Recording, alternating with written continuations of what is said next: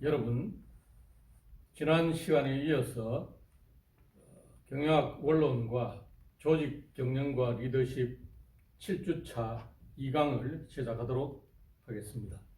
지난 1강에서는 시스템 이론이 갖고 있는 특성에 대해서 조금 더 설명을 드렸고, 여러분 갖고 계신 교재의 제4장 경영 정보관리에서 어떤 내용을 설명할 것이다 하는 것을 말씀을 드렸는데, 여러분 화이트보드 보시는 것처럼 이 네 가지 중요한 내용들을 설명을 드리려고 합니다.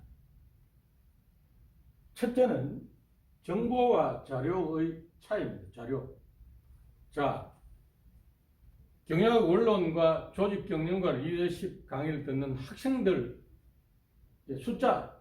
자, 경영학 원론은 46명, 조직 경영과 리더십 듣는 학생 48명이다. 이런 것들은 그 자료죠. 자료다. 데이터다. 데이터. 또 그 데이터를 좀 더 구체적으로 설명하면, 경영학 원론을 강의 듣는 학생들은 남학생이 몇 명, 여학생이 몇 명. 그다음 연령대별로 21살부터 25살까지 21살 몇 명, 22살 몇 명 이렇게 또 나눠 볼 수 있겠죠. 자, 이런 것들은 별 커다란 의미가 없는 자료에 불과한 것입니다. 자, 그런데 제가 정보통신 대리점을 경영하는 경영자다 이렇게 생각해 보십시오. 여러분 지금 스마트폰 가지고 있지 않은 분 없죠? 스마트폰의 기계의 기종은 삼성이다, 아이폰이다, 여러 가지 종류 있겠습니다만, 여러분 스마트폰 그 기계에 상관없이 여러분 스마트폰 가입하려면 통신회사에 가입해야 된다. 그죠? 국내 큰 통신회사들 보시면 SK텔레콤, 그 KT, LG U+, 이런 것들이 있죠. 일단 그 중에 가장 큰 시장 점유율을 갖고 있는 통신회사 SK텔레콤이죠. SK텔레콤. 그래서 과거에는 이 통신회사가 황금알을 낳는 거위라 할 정도로 돈을 많이 벌었습니다. 그래서 여러분 아마 스마트폰 새 그 기종들이 나오면 5G 같은 이런 것들 여러분 새로 바꾸고 이렇게 하고 싶어 하는 사람들이 많이 있을 텐데, 그런 것들처럼, 그죠? 자, 내가 통신회사 대리점의 경영자다. 그러면 경영 원론 듣는 학생 중에서 46명 중에서 6명 중에서 SK텔레콤에 가입한 사람은 31명이다. 그럼 KT에 가입한 사람은 10명이다. LG U+에 가입한 사람이 나머지 5명이다. 이런 데이터가 있습니다. 이런 데이터가 통신회사 대리점 사장에게는 어떻습니까? 대단히 중요한 정보가 되겠죠. 왜 정보가 되겠습니까? 자, SK텔레콤에 가입해 있는 고객들은 KT나 LG U+에는 자기 고객을 만들기 위해서 번호 이동, 기기 이동 하도록 하죠. 그게 수익이 되니까 매달 여러분 통신요금 내죠. 아마 여러분 자기가 돈 벌어서 이 통신요금 내는 사람도 있지만 부모님의 돈으로 통신요금 내는 사람 있을 것입니다. 아마 여러분 통신요금 10만 원 가까이 내는 사람들이 많을 걸로 이렇게 생각되는데, 통신요금도 마찬가지죠. 자, 여러분이 통신요금을 얼마 내는가 하는 이런 자료들은 정보통신회사의 대리점 사장에게는 대단히 중요한 정보가 된다. 정보죠. 의사결정. 왜? 자기 사업 영역을 확장할 수 있기 때문에 그렇겠죠. 그죠? 자, 그래서 이 데이터는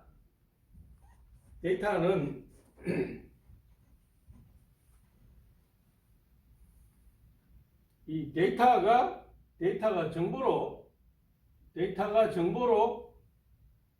활용할 수 있고, 이 정보가 이제 좀 더 발전하면 지능이 되고, 지능이 된다.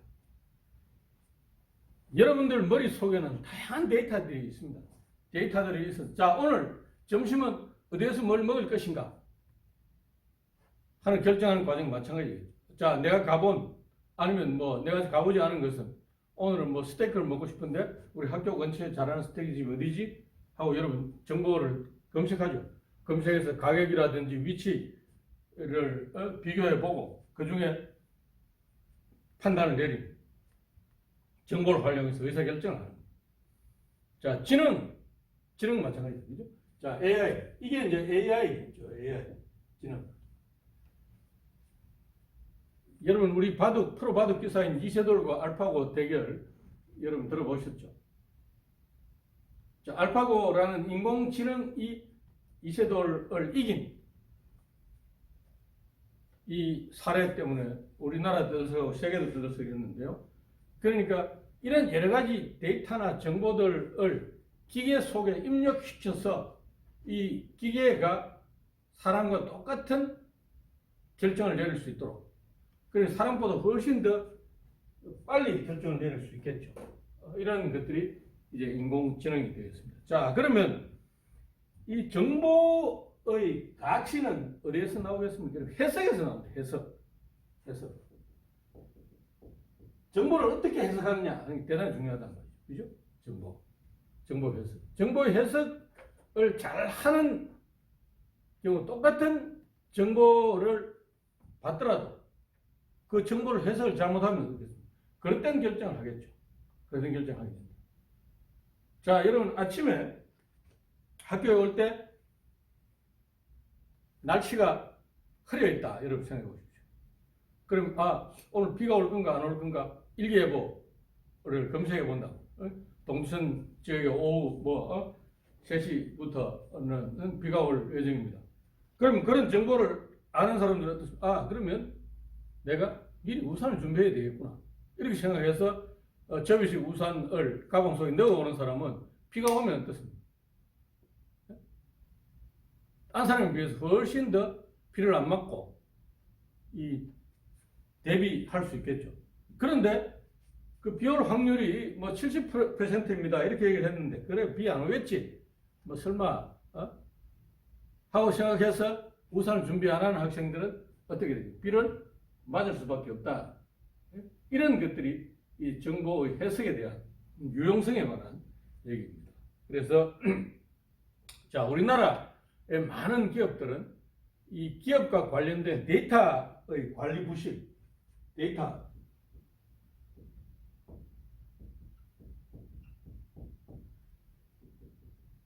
이런 기업 비즈니스 데이터를 제대로 관리하지 못해서 연평균 22억 정도의 손실을 본다 하는 보도가 있었습니다. 2019년 4월 달에 그 조선비즈에서 이 조사한 사례인데, 데이터를 제대로 관리하지 못함으로써 그때 필요할 때마다 데이터를 검색하기 위해서 관련자들이 많은 시간을 허비한다. 그래서 허비해서 그 손해보는 이런 그 비용, 그 다음에 새로운 비즈니스를 할 기회를 놓치는 시장 경쟁력을 상실하는, 또 데이터 보안 위협에 대단히 취약하다. 여러분 얼마 전에 여러분 그 탤런트들 스타들 중에서 휴대전화를 해킹당해서 이 해킹범에게 거액을 뜯긴 이런 사례들이 보도된 걸 보셨죠? 여러분 잘 아는 그 하정우 씨 같은 경우에는 전혀 돈을 뜯기지 않았다 하는 이런 보도를 봤는데, 이게 뭡니까? 정보를, 개인의 사생활 정보를 보안 분야에서 대단히 취약해서 이런 돈을 뜯기는 사례 발생하는 거죠. 자, 그런 것처럼 이 정보 보안이라는 게 대단히 중요하다. 그죠? 기업에서도 마찬가지겠죠. 사업에 여러 가지 비밀들이 있다. 비밀들, 그죠? 특허권은 물론이고, 영업에 관한 여러 가지 우리 거래선, 또 아니면 새로운 신기술을 개발하기 위한 이런 투자에 이런 것들이 노출되거나 이런 것들이 보안 문제에서 취약하면 대단히 위험에 처하게 된다. 그러니까 데이터를 잘 관리하는 것이 필요하다 하는 것을 우리가 알 수 있습니다. 자, 두 번째는 MIS에 대해서 설명을 드리도록 하겠습니다. 이 MIS는 그 매니지먼트 인포메이션 시스템을 줄여서 우리 MIS라고 얘기합니다. MIS. 매니지먼트. 자, 매니지먼트 인포메이션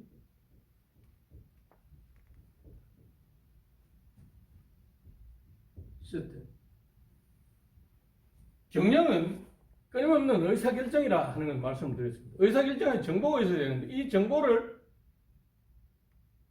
그때그때 늘 수집해서 하려면 시간도 많이 걸리고 이 비용도 많이 들고 이렇게 해서 어렵단 말이죠.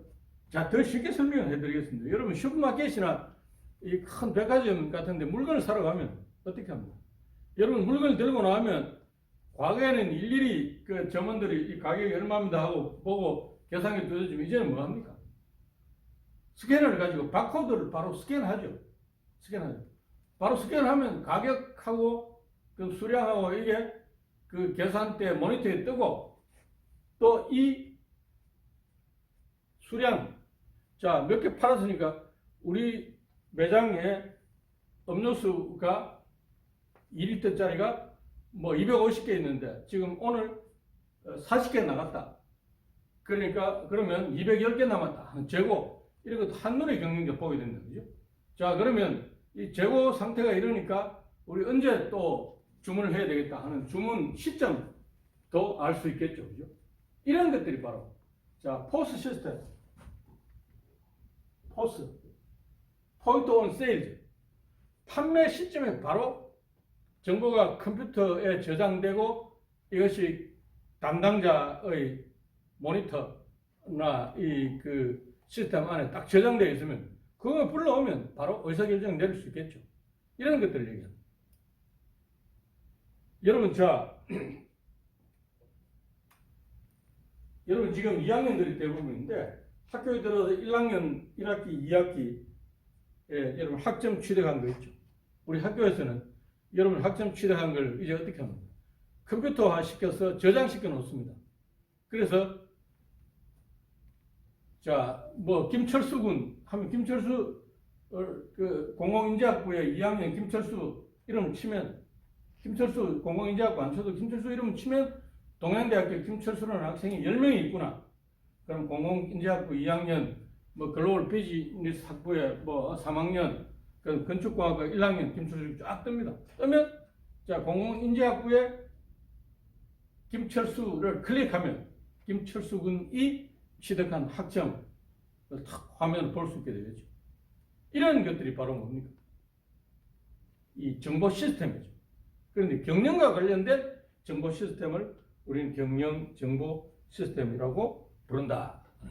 자, 경영 정보 시스템을 잘 이렇게 활용해야만이 경영자는 훌륭한 그 의사결정을 할 수 있게 됩니다. 세 번째로는 정보기술 발전과 디지털 이코노미에 대해서 설명을 하도록 하겠습니다.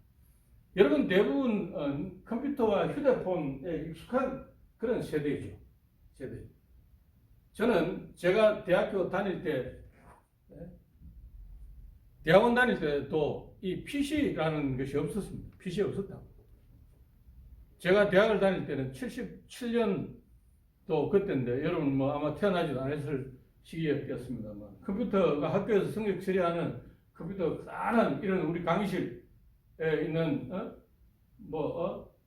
여러분 캐비넷 같은 이런 것들이 몇 개 모여 있는 마그네틱 테이프에 정보 저장되는 뭐 그런 시대를 살았습니다. 그런데 여러분은 이제 어떻습니까? 여러분 가지고 다니는 이 스마트폰이 사실은 전화기가 아니라 컴퓨터입니다. 컴퓨터, 그죠?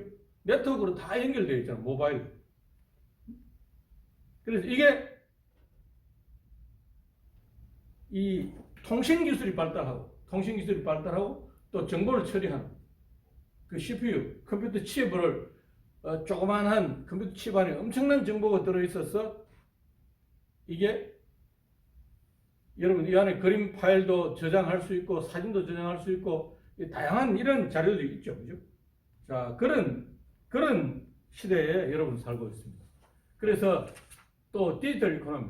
과거에는 이 컴퓨터를 활용한 경제 활동들이 중요하지 않던 시기에는 항공회사, 대한항공이나 아시아나 같은 이런 항공회사는 우리나라는 이제 큰 제트기를 생산하지 않으니까요. 미국의 보잉사라든지 유럽의 뭐 에어프랑스나 이런 데서 비행기를 도입해온다 하면 과거에는 어떻게 했겠습니까? 비행기 도입해오면 그 비행기를 계속 운항하기 위해서는 들어가는 부속품들이 필요하겠죠. 자동차의 엔진오일 갈듯이 그죠? 비행기도 여러 가지 부속품들이 있는데 그러면 그때는 이제 어떻게 주문합니까? 일일이 그 텔렉스라든지 이런 걸 보내고 팩스 같은 걸 보내고 뭐 이렇게 해서 이 주문을 받은 시간도 많이 걸리겠죠. 요즘 어떻게 합니까? 바로 온라인으로 실시간으로 주문할 수 있다. 여러분 아마 여러분들 중에서도 해외 직구를 통해서 물건 사본 분들 있죠? 있단 말이죠. 그죠? 자, 그래서 이 IT 발전함으로써 이제 뭡니까? 이런 여러 가지 경영과 관련된 의사결정들이 신속하고 더 빨리 일어나는 이런 시대에 살고 있습니다. 그래서 전자상거래, 이커머스, 전자상거래도 일반화되어 있죠. 여러분 아마 해외에서 필요한 여러 가지 그 브랜드들을 아마존닷컴이나 이런데 여러분 아마존닷컴 홈페이지 들어가 보시면 아마존에서 파는 물건들 나와 있죠. 거기 가보시면 여러분 빅세일 하는 물건들도 있고 책 같은 경우도 대단히 세일해서 파는 이런 것들이 있을 것입니다. 이런 것도 보게 되는데 그래서 홈쇼핑, 모바일 쇼핑, 해외 직구 이런 것들이 훨씬 더 보편화되는 그런 시대에 살고 있습니다. 디지털 이코노미죠. 컴퓨터가 아주 이제 우리의 그 비즈니스에 대단히 중요한 그런 그 시기에 여러분 살고 있다 하는 것을 알고 있습니다. 그래서 디지털 이코노미에서는 그 인터넷 더 빠르고 더 많은 정보들을 이 인터넷을 통해서 개인 간, 기업 간 이렇게 그 교환이 일어나는 이런 이런 시대에 여러분 살고 있습니다. 그래서 디지털 경제 시대에는 인터넷 구축 이런 그 비즈니스들이 또 대단히 활성화될 것이고, 그다음 개인과 기업뿐만 아니라 기업 간의 전자상거래도 활성화되고 있다. 그다음 상품이나 서비스를 디지털로 배송하는. 자, 여러분 그 인강 아시죠? 여러분 인강 다 들어보신 세대 아닙니까? 그죠? 인터넷 강의. 요즘도 지금 코로나 때문에 여러분 원격 그 강의 동영상에 접속하거나 또 아니면 줌 같은 프로그램을 통해서 저도 대학원생들에게는 줌 프로그램으로 지금 실시간 강의를 하고 있는데 이 상방향 소통이 가능하긴 하지만 아직 그 대단히 큰 제약이 있습니다. 제약이 있어서 아직 우리가 지금 대면 강의하는 이런 것들 따라가지 못합니다. 월드 클래스 스칼라, 그러니까 세계적으로 유명한 학자들은 여러분 동영상 강의 이런 것들 잘 안 합니다. 대면 강의 딱 하고 자기가 강의한 강의 노트 또는 강의 내용 촬영이나 녹음 못하게 합니다. 왜? 그게 노하우니까요. 그죠? 노하우다. 그래서 우리나라에도 아주 그 유명한 해외 석학들을 뭐 KT라든지 큰 국영 한국전력이라든지 이런 그 조직에서 그 사람을 초빙해서 임원 대상으로 특강, 삼성전자 마찬가지겠죠. 이런 특강하면 그분들에게 여러분 강사를 얼마쯤 줄 것 같습니까? 시간당 6천만 원, 1억 이렇게 줍니다. 뭐 때문에 그렇게 주겠습니까? 그 사람들은 뭐 사람이 훌륭해서 그렇습니까? 그 사람이 갖고 있는 정보의 노하우, 미래를 내다보는 해안, 인사이트 이런 것들 때문에 그만큼 많은 돈을 준다는 겁니다. 그래서 그런 분들이 강의 내용은 녹음도 못하고 또 이걸 동영상 찍어서 퍼뜨리거나 이렇게 하면 법적으로 이렇게 제약이 있는 그런 것들을 알 수 있습니다.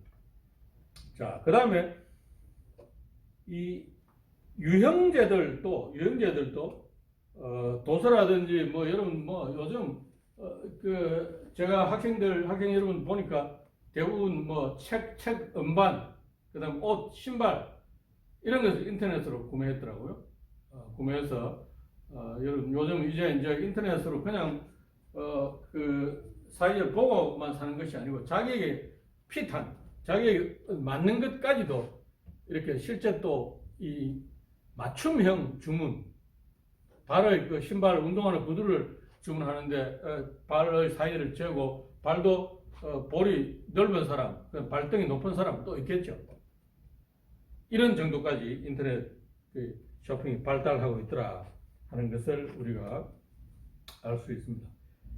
자, 그러면 이 코로나19 사태 때문에 여러분 아마존 제가 지난해 강의를 할 때 보니까 아마존닷컴이 미국에서 지금 가장 주식 가격이 비싼 회사가 아마존입니다. 아마존 그죠? 아마존닷컴이 여러분 지금 한 주에 얼마 하는지 아세요?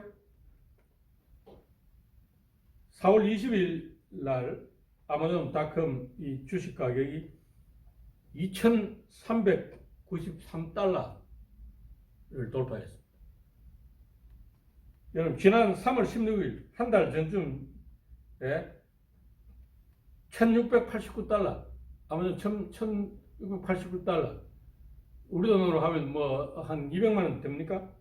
그런데 여러분 그 한 달 사이에 아마존 주식이 700불 올랐대. 700불 올랐대. 여러분 아마존 주식을 사둔 사람은 어떻습니까? 떼돈 벌 수 있겠죠. 왜 아마존 주식이 가격이 이렇게 오르겠습니까? 아마존 주식 가격이 오르는 이유는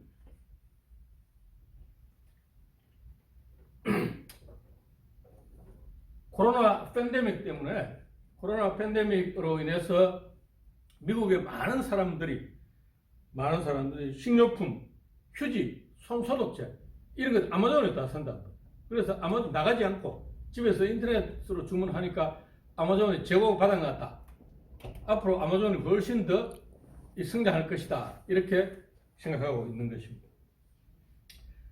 아마존 이외에 조그마한 디지털 유통업체들은 매출 감소했고 백화점 시어스나 제시페니, 홀스 등 이런 어중간한 상태에 있는 미국의 유통업체들은 앞으로 대단히 위기에 처할 것이다. 이렇게 보고 있습니다. 보고 있다. 자, 그래서 이 정보기술이 발전하면 우리 인간의 행동도 변화하게 된다. 행동 변화하게 된다. 그죠? 첫째, 커뮤니케이션 패러다임이 변했죠. 여러분 지금 친구들 사이에 손편지, 가족과는 손편지 안 하죠. 그 다음 두 번째, 비즈니스 모델도 변화한다. 비즈니스 모델. 자, 코로나19가 대유행되니까 의료 시스템에 있어서도 어떻습니까? 이 원격 진료.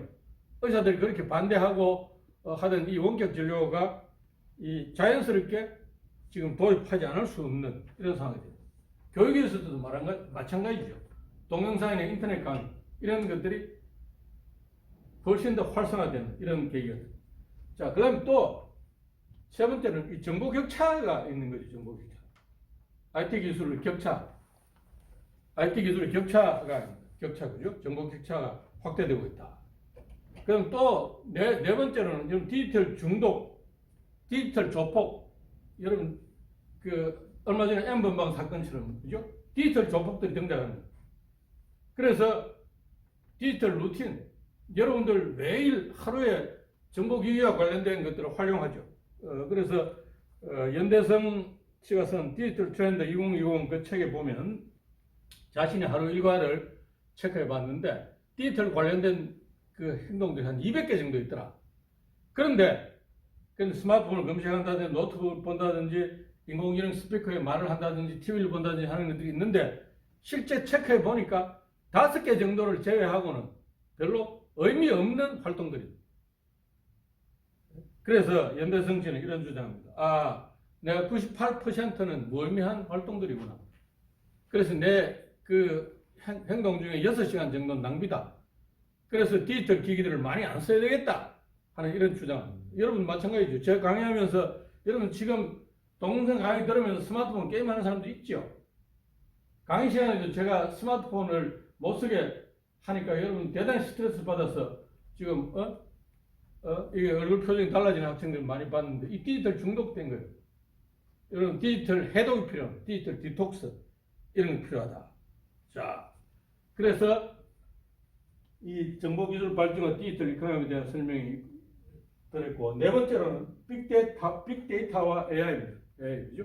자, 여러분 서울의 가장 번화한 전철역이 어디입니까? 삼성, 예?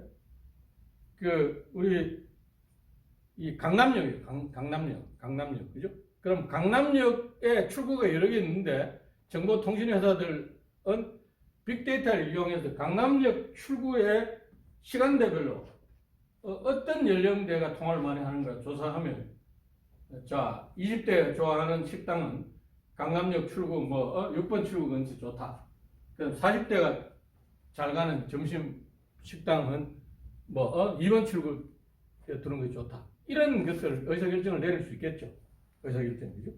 자, 이런 것들이 이제 빅데이터이고, 이 빅데이터와 AI는 여러분 더 쉽게 하면 말씀드리면 로봇이다 이렇게 생각하면 됩니다. 사람과 같은 로봇이다. 이건 다음에 또 빅데이터와 AI에 대해서는 다음에 오프라인 강의에서 아니면 더 설명을 해드리도록 하겠습니다. 오늘은 경영 정보 관리에 관해서 여러분 7주차 2강을 설명을 드렸습니다. 감사합니다.